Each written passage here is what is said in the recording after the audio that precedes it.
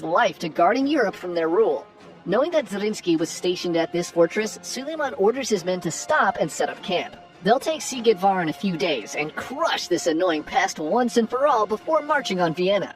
So on August 1st, Zrinski looks out at this massive Ottoman soldiers piling up across the moat of his fortress, and he knows things are going to get bad real quick. He has with him just 2,300 Croatian and Hungarian defenders. Even if he were to send for reinforcements, they would still be no match for such an enormous army. More likely than not, his fate is sealed. But perhaps not the fate of Vienna and the Habsburgs. While he may not survive the upcoming siege, there's a chance he can stop Suleiman here and ensure he never reaches Vienna. Zrinski calls his men together, who by this time had all seen the Ottoman army outside their fort. He reminds them that it's their duty to fight to the last man against these invaders, and that he'll personally shoot any coward army shows up to Sigedvar on August 5th, and the sheer mass of men is a terrifying sight for the defenders. 100,000 soldiers and 300 cannons surround the fortress. But in defiance, the defenders drape bright red cloth from the fortress walls, sarcastically welcoming the Sultan's men as guests of honor, followed by a single cannon shot fired directly at the Ottoman army. A message so clear that it needs no translator. If you want this fort, you'll have to come and take it. The Ottoman siege begins on August 6th, and their cannons quickly rip apart the new town.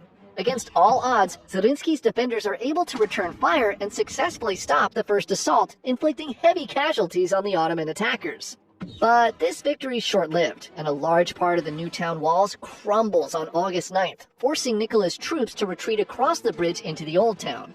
Despite his rapidly deteriorating health, Suleiman personally arrives to Sigedvar the same day. He wants to be there to see Zrinski's death with his own eyes.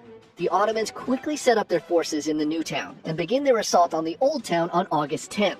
Cannons and artillery pepper the walls of the fort from all directions, and Suleiman's generals order full assaults at the old town main gates. Zrinski's forces repel the unrelenting assault 10 times, inflicting heavy casualties on the invaders, but ultimately the old town falls on August 19th, and Zrinski's men are forced back into the citadel. Some of his troops near the front line are jumped as they're rushing towards. Sensing his time was short, begins to send messages to Zrinski asking him to surrender. He promises him rule over all Croatia if he just gives up and turns his back on the Habsburgs. But his offer falls on deaf ears.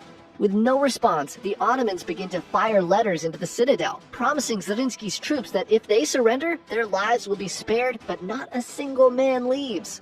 With diplomacy a complete fail, the Ottomans resume their assault and manage to blow a massive hole into the wall of the citadel. Buildings on the last island catch on fire in the explosion, and Zrinski and his men steel themselves for a final defense, taking the nasty-ass water around the fortress. Suleiman himself, who is already incredibly frail, reportedly contracts the same infection and dies in his tent on September 6th.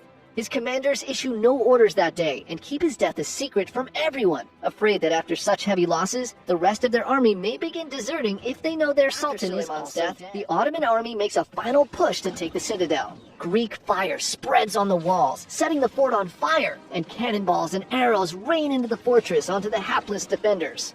Realizing they have no chance of victory, Zrinski gathers his remaining men and says, "Let us go out from this burning place into the open and stand up to our enemies. Who dies, he will be with God.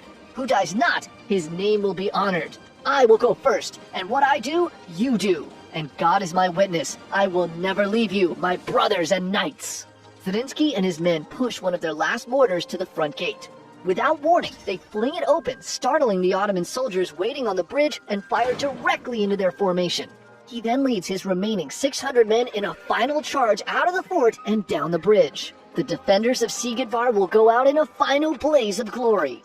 Zrinski, leading the pack, is hit with a bullet and then another and slumps to the ground dead. His men stream around their beloved commander, shouting their battle cries as they engage the enemy. Their final charge does not last long, and they are all soon put down.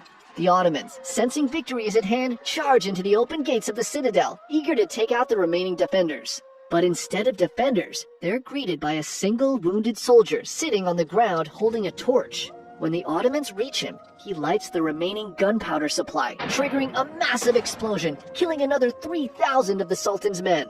What was supposed to be a short detour on their triumphant march to Vienna had instead cost the Ottoman Empire over 20. In an area of the Indian northwest frontier, the British Indian Army have found themselves under increasing attacks from local Afghan tribes. Though once allies to the crown, these tribes have begun to sour on display throughout Europe in the Great War.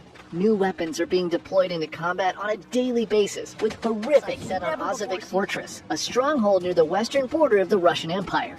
This fortress was an extremely important choke point, as it controlled one of the only rail lines into the area. The Germans had been attempting to take Ozovik since the previous year, but had met heavy resistance from the Russian defenders stationed there. Though often outnumbered 10-1, the Russians have managed to hold the fort through 2 aggressive assaults, with a fighting force the Germans unleashed a horrific new weapon on the men within the fortress walls. At 4 a.m., the Germans began firing their artillery at the fortress, and the Russian defenders braced for impact. They'd lived through this before, and it seemed like another routine bombardment. But on this morning, a mysterious green fog slowly began to creep its way past the trenches and into the fort. When the mist reaches the Russians, their eyes begin to burn. They start coughing uncontrollably, and as they take painful breaths of the green fog, their lungs quickly fill with blood. In a panic, a soldier turns and sees his comrade collapsing to the ground in a painful coughing fit, blood streaming from his eyes, nose, and mouth. The Germans had used chlorine gas dissolved alive by the deadly green fog.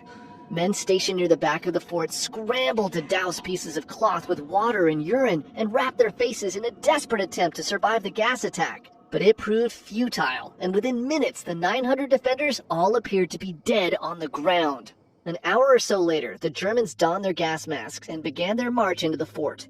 As they neared the trenches, they were greeted by the horrifying effectiveness of their new chemical weapon. Bodies of dead Russian soldiers lay twisted in agony, all seeming to have passed choking on their own blood. Their hopeless attempts at makeshift face masks stained red cling to their faces. Their blinded eyes, raw like ground meat, stare into the sky, unable to be closed again. These German soldiers had never experienced the horrors of chemical warfare up close and are completely disturbed by its inhumane results. Haunting groans, followed by gurgling deep coughs, begin to echo throughout the fort, and slowly, one by one, the once dead Russian soldiers begin to drag themselves to their feet. The Germans step back in disbelief as they watch the corpses of the defenders seemingly come back to life, blood streaming from their eyes and nose, and their painful coughs send bloody pieces of lung flying out of their mouths. The undead Russians, clutching their bayonets, slowly begin lurching forward as if possessed by vengeance itself. Suddenly, defensive artillery fire echoes out, and the Germans look up to see more undead men manning the cannons. The reanimated Russians begin charging at the Germans, who all turn and run in a full-blown panic. The undead defenders open fire on the fleeing German soldiers, and hundreds are shot down. Some are so desperate to flee from the sight of these unholy warriors that they impale themselves on the barbed wire lining the trenches, and many more are trampled to death by the gas attack. Most likely met their end shortly following their last stand. They lived long enough to see Ozovik successfully defended for one final time. Straight fire, bro! Tacticus? I think I've heard of that. Yeah, Tacticus is a turn-based strategy game based in the Warhammer 40,000 universe, but you don't need to know much about the lore to play it, though. It's really fun. Okay, that's great, but let's put that away for now.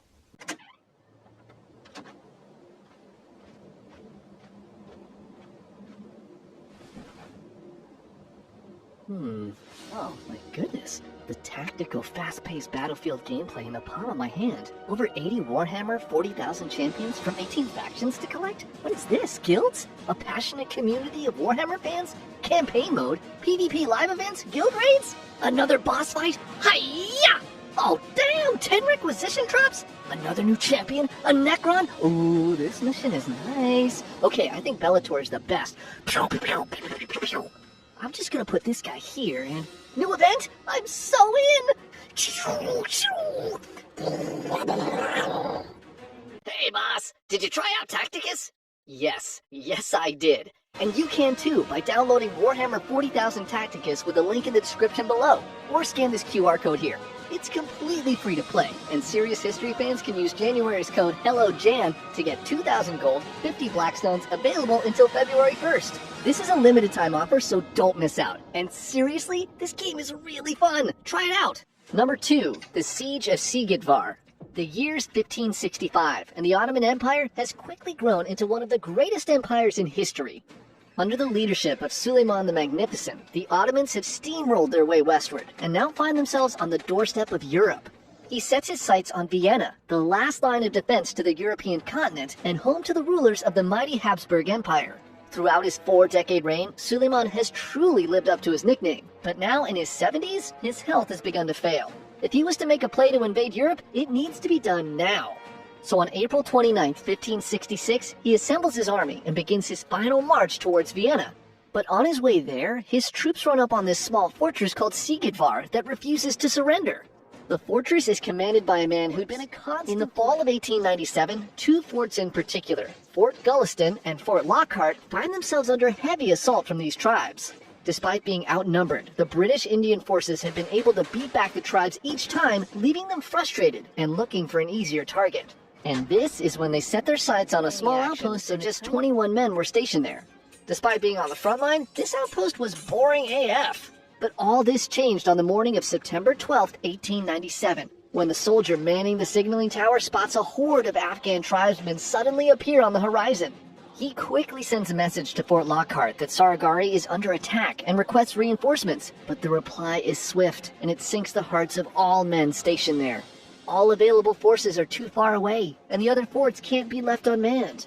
No reinforcements will be coming. Fort Lockhart then signals Saragari they count an estimated 10,000 tribesmen bearing down on their location. It's at this point, Havildar Ishar Singh, commander of the outpost, instructs his 20 soldiers that they'll fight to the end and do their best to stop the advancing horde. Though they will most likely die here today, they may be able to buy enough time for reinforcements to reach the other two forts. Staring death in the face, each man solemnly accepts his fate and springs into action. They quickly reinforce the gates to the fort, taking their positions on top of the wall, and wait anxiously as the giant wave of tribesmen gets closer and closer. The soldier stationed at the signaling tower remains at his post, observing the action, and will send updates to Fort Lockhart through the entire engagement. At 9 a.m., the tribesmen rush the fort, and the fighting begins. The Sikh are deadly marksmen, and the advancing tribesmen quickly begin to fall. But no matter how many bullets find their mark, the mass of attackers doesn't seem to change. From the sea of bodies, the tribesmen fire back at the soldiers on the wall and manage to kill one of the defenders. Against all odds, the Sikhs push back the first wave, and the tribesmen retreat and regroup. There's little time to celebrate as another wave of Afghans soon begins storming the fort. The Sikhs take out more attackers, but the tribesmen are closer and manage to take out more defenders with small arms fire from the ground. Every defender lost is a huge blow to a fighting force of just 21 men, but they sell their lives at the highest price, each taking out dozens of tribesmen before meeting their end. Eventually, the Afghans, quickly growing tired of being murked so effectively, begin shouting out to the Sikhs, "We offer you wealth and safety, just give up the outpost!" But their bribes are quickly answered with bullets. The tribesmen, frustrated with their failed attempts at both siege and diplomacy, begin to set the brush around the fort on fire, creating a dense veil of black smoke. The defenders struggle to see their enemy in the darkness, when the signalman sees a frantic message being signaled from Fort Lockhart. The tribesmen have used the cover of the smoke to sneak around the fort to the undefended signaling tower and are making their way in.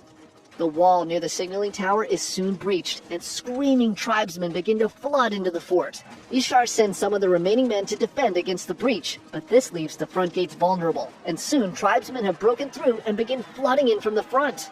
Running low on ammunition, the Sikhs resort to bayonets and swords. The men in Fort Lockhart helplessly watch through spyglasses as brutal hand-to-hand combat erupts within the fortress walls.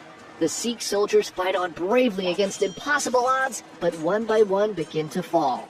Ishar commands his remaining men to retreat into the inner walls. As they run past him, he defiantly stands in the way of their attackers. His final moments are spent heroically engaging the horde of tribesmen, buying his men just enough time to retreat and lock the gates behind them.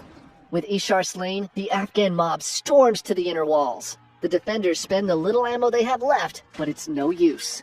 Within minutes, the final gates protecting the survivors are broken, and the remaining Sikhs are all brutally killed. The only man left in Sargari is the lone soldier in the signaling tower, who at this point sends his final message to Fort Lockhart. "Permission to take up my rifle." The commander of Fort Lockhart solemnly closes his eyes and replies, "Granted." He watches the signalman neatly pack up his equipment into a leather pouch and affix his bayonet to his rifle. The lone survivor then proceeds to take out 40 more tribesmen who try to attack his position. The men in Lockhart cheer him on with every kill, but the last ounce of hope is soon lost when a thick black smoke engulfs the tower. The tribesmen had set fire to the tower itself, and the last defender in Sargari is burned alive, shouting the Sikh battle cry for all to hear. One will be blessed eternally, who says that God is the ultimate truth. The last stand at Sargari lasted 6 hours, and against all odds, the 21 brave Sikh soldiers managed to buy enough time for reinforcements to arrive at the two forts the following day. And when the tribesmen attempted to attack the forts, they were